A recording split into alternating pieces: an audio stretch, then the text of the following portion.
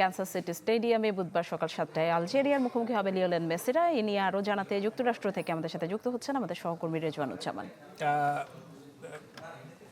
রাজীব শুনতে পাচ্ছেন আশা করি। আগের 4টা ম্যাচ পরপর যেহেতু ড্র দেখেছে, ডিফেন্ডিং চ্যাম্পিয়ন হিসেবে নিঃসন্দেহে সমর্থকদের অনেক প্রত্যাশা থাকবে। এবারের আসর কেমন শুরু হতে পারে, ভক্তরা কি বলছেন?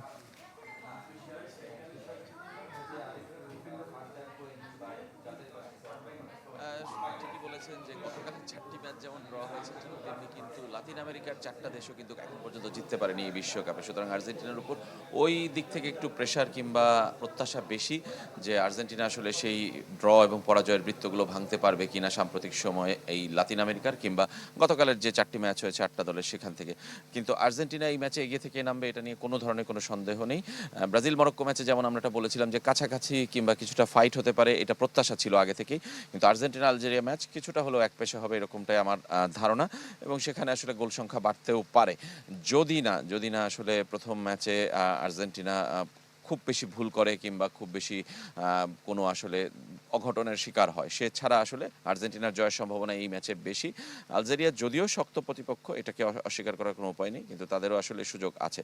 আর দর্শকদের প্রত্যাশার কথা যদি বলি, এই ক্যান্সাস সিটিতে এই মুহূর্তে দেখছেন আপনি বৃষ্টি হচ্ছে, এই কারণে কিছুটা শান্ত, কিন্তু এর বাইরে আসলে আর্জেন্টিনার সমর্থকদের কিন্তু আসলে ছেয়ে গেছে পুরো শহর। আমরা যদি বলি কালকে গভীর রাত পর্যন্ত কিন্তু আমরা আর্জেন্টিনা সমর্থকদের পার্টি করতে দেখেছি, তাদের বিভিন্ন ধরনের উৎসব আয়োজন দেখেছি। তারা আসলে আনন্দ করার জন্যই এই শহরে এসছে, এবং সেই আনন্দের সবশেষ উপলক্ষটা কিন্তু এই আর্জেন্টিনার ম্যাচ। যদি আর্জেন্টিনা জিতে তাদের সেই আনন্দ উৎসব সব কিন্তু পূর্ণতা পাবে।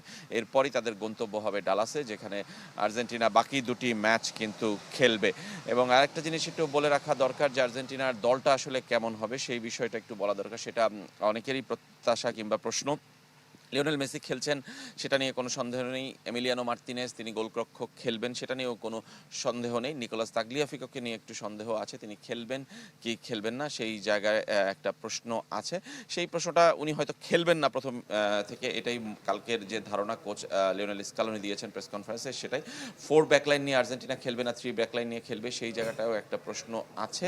এবং এই প্রশ্নগুলোর উত্তর আসলে এতক্ষণে মিলে গেছে, কোচ প্লেয়ারদেরকে বলে দিয়েছেন, হয়তোবা এখনও সেটা প্রকাশ পায়নি, কিন্তু ম্যাচ শুরুর আগেই কিন্তু সেটা জানা যাবে। আর একটা শেষ কথা বলতে চাই যে এখন যদিও বৃষ্টি হচ্ছে, কিন্তু যখন এখানকার সময় রাত 8টায় খেলা শুরু হবে তখন কিন্তু আসলে একদম পুরা পরিষ্কার আকাশ থাকবে, আবহাওয়ার পূর্বাভাস তেমনই বলছে। রাশেদ, নিশ্চয়ই ডিফেন্ডিং চ্যাম্পিয়নদের জন্য শুভকামনা। রাজীবকে অনেক ধন্যবাদ। রেজওয়ানুজ্জামান আমাদের সাথে যুক্ত হয়েছিলেন যুক্তরাষ্ট্র থেকে।